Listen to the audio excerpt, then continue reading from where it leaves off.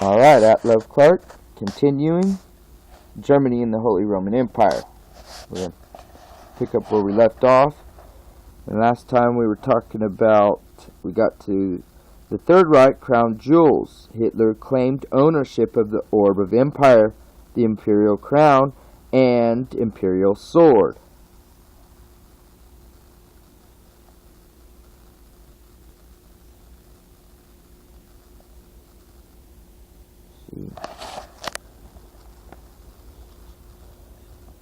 Okay.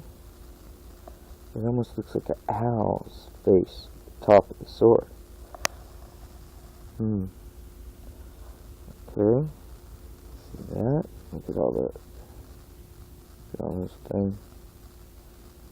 Handmade craftsmanship is beautiful. I think it's beautiful. I mean, I don't appreciate the symbology because I understand what it's really the deeper significance of it. But cross, I don't believe in the cross, but still beautiful. This is beautiful. No doubt, there's no doubt that's beautiful. Regardless of what, people want to say, I think it's beautiful. And so what? Fight it. Anyway. Ooh, does it make me evil if I think that looks beautiful? No, it doesn't, people. Now let's continue, okay? The crown jewels were to be a key part of the Third Reich, as they were of the First Reich. When and where did Hitler become so fiercely loyal to the crown jewels? Logic tells us it happened while he was growing up in Vienna. Much of that information has remained underground. The God of this world wants that truth to remain hidden until he is once again ruling this great beast power. Revelation 13:17. Hitler gave his most inspired speeches at the frenzied torchlit meetings in Nuremberg.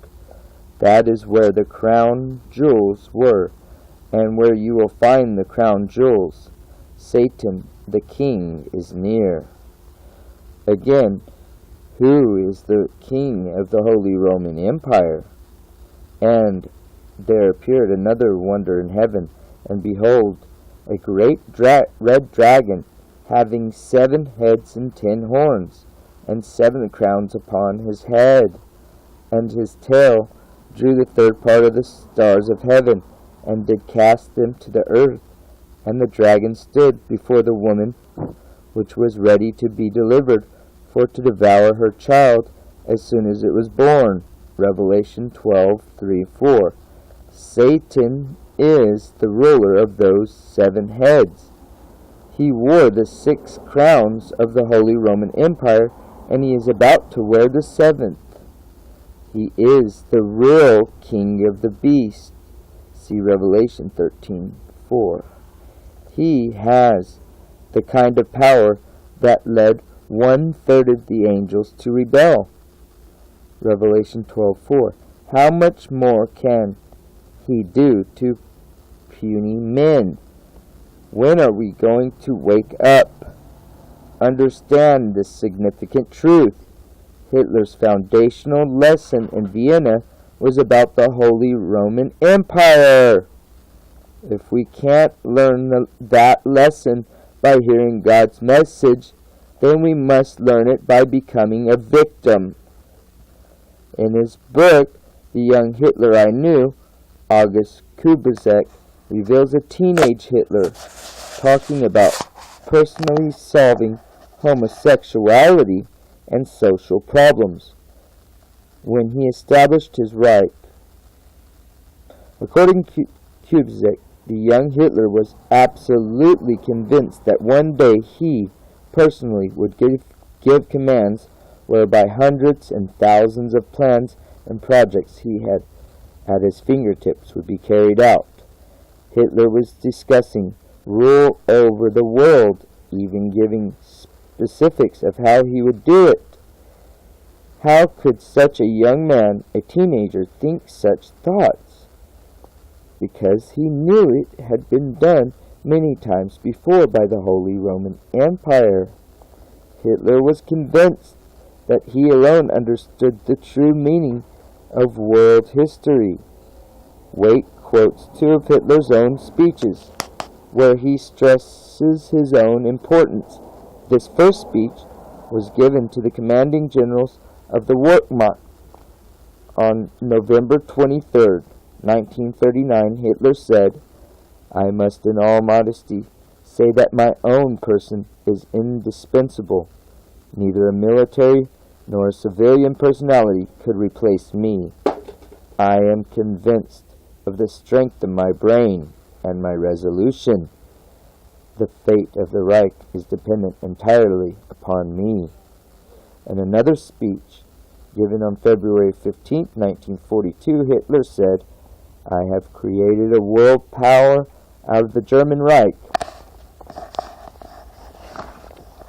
I am absolutely boundlessly proud that I was blessed by Providence with the permission to lead this battle."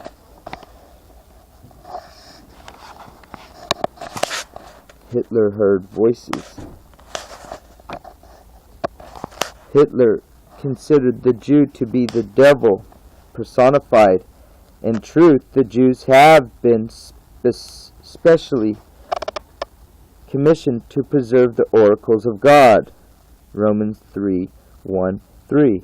The oracles include the sacred calendar, knowledge of the biblical week, including the 7-day Sabbath, and the Old Testament scriptures. Jews suffered at Hitler's hand more than any other race. Historically, the main victim of the Holy Roman Empire has been the spiritual Jews, or God's church. Some people don't believe in spiritual Jews, so I don't think I buy into it, but that's a different story. We'll talk about that on another day. So Hitler's hatred of Jews goes much deeper than the world has ever imagined. The main force of this emotion is Satan's hatred for God. Something clicked in the Pacewalk Hospital. It was there at the turn of the year 1918-1919 that Hitler resolved his identity problem and reached what he called the most decisive decision of all my life. For now, finally, he knew who he was and what he must do. He was the leader sent by destiny. He must answer the voices that he said he heard, like Joan of Arc, distinctly calling him as he lay in his hospital bed. The voices told him to rescue his motherland from the Jews who had violated her. On page 29 of his book, Waite wrote, he told an aide that during the preceding autumn, as he lay wounded in a military hospital, he had received a supernatural vision which commanded him to save Germany. Hitler heard voices. He had a supernatural vision which commanded him to save Germany. Commanded? Of course, he actually caused Germany's destruction, but only because God intervened. He obeyed the command of his false god. He listened to and heeded the supernatural voice of Satan. Hitler knew this voice was not from men, but most people don't know it. Most still refuse to understand. When are we going to wake up and understand the God of this world? How much suffering will it take? The next one will stop here. The next one will be called Hitler's Eyes. Hitler's Eyes. Hitler's Eyes. Hitler's Eyes. Hitler's Eyes.